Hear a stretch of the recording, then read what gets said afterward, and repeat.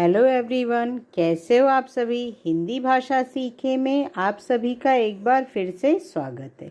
तो चलिए मेरे बच्चों, इसके पहले वीडियो में मैंने ना समास सिखाया था इस चित्र के माध्यम से। हाँ, आज मैं समास के भेद बताऊंगी, भेद में लेकिन मैं ना थोड़ा थोड़ा बताऊंगी, उसके बाद मैं अलग अलग बताऊंगी, फिर एक एक प्रकार का।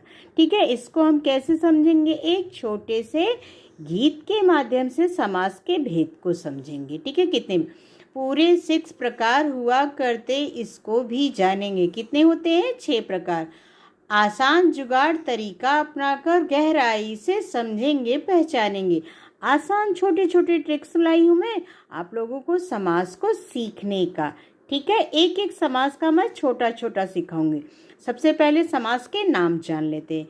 द्वंद्व समास, द्विगु समास, कर्मधारय समास, बहुब्रीहि समास, अव्ययी भाव समास, तत्पुरुष समास। ठीक है, अब इस सभी को देखेंगे हम लोग कैसे। इनके एक एक नाम बताऊंगी मैं और उनको समझने का आसान तरीका, और एक एक दो दो उदाहरण भी सिखाऊंगी और विग्रह करने का तरीका। तैयार हैं सभी मेरे बच्चों? ठीक है, चलो।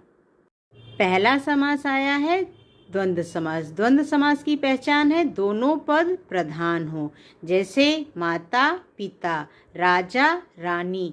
और इसको विग्रह करने का तरीका है, बीच में इसके योजक चिन्ह लग जाता है, जैसे और, या, डैश। ठीक है, अब देखो ये मैंने करके दिखाया ना, माता पिता लिखा, उसको विग्रह कैसे किया है, माता और पिता। आसान तरीके से समझेंगे हम लोग। दूसरा समास है द्विगु समास। इसमें इसकी पहचान क्या है, चौराहा दिख रहा है ना। हाँ, अब इसको हम कैसे जानेंगे। पहला पद संख्यावाचक होता है, विशेषण या उपमान हो। ठीक है, चौराहा अर्थात 4 राहों का मिलन। इसमें समाहार बनता रहे जिस शब्द में, उसे हम कहते हैं द्विगु समास। और इसकी सबसे आसान पहचान है कि इसमें संख्यावाचक शब्द होता है पहला। ठीक है, तीसरा समास है हमारा कर्मधारय। ये कर्म के आधार पर इसमें होता है। इसमें क्या पहचान है इसकी, पहला पद विशेषण या उपमान हो और दूसरा पद विशेष या उपमेय हो, उसे कहते हैं कर्मधारय समास। इसका उदाहरण जैसे नील कमल, नीला हो जो कमल, जैसे कि चित्र में दिख रहा है ना। हाँ, ये है इसकी पहचान, जो कर्म के आधार पर पहचान मिलती है। चौथा समास है बहुब्रीहि समास। इसकी छोटी सी पहचान क्या है, दोनों पद अप्रधान हो पर उनके मेल से एक विशेष अर्थ का बोध हो।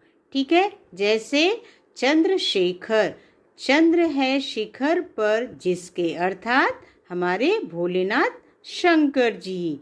ठीक है, ये है इसकी पहचान। किसकी पहचान है, बहुब्रीहि समास की ना।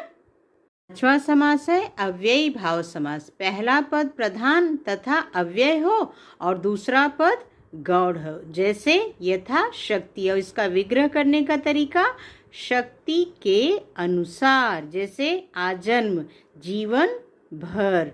ठीक है, समास है हमारा तत्पुरुष समास। इसकी पहचान क्या है, इसमें मेन पहचान देखो, दूसरा पद प्रधान हो और पहला गौड़ हो, जैसे राजकुमार। और इसका विग्रह कैसे करेंगे हम लोग, राजा का कुमार, मतलब राजा का बेटा को हम लोग क्या कहते हैं, राजकुमार, राजा का कुमार। ये है तत्पुरुष समास। इसके भी 6 भेद होते हैं, इसको मैं अगले वीडियो में दिखाऊंगी।